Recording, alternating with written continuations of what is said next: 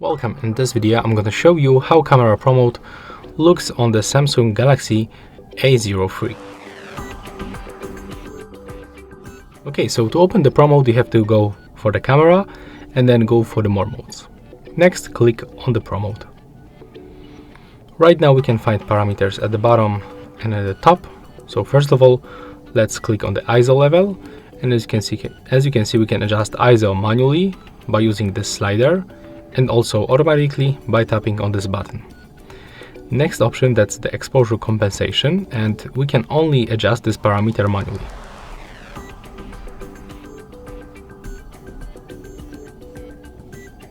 Next, we can find the white balance.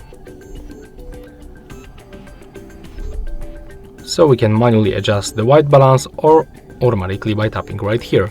We can also change aspect ratio, enable camera timer. We can also change matrix metering, turn on the flashlight, and simply take photos.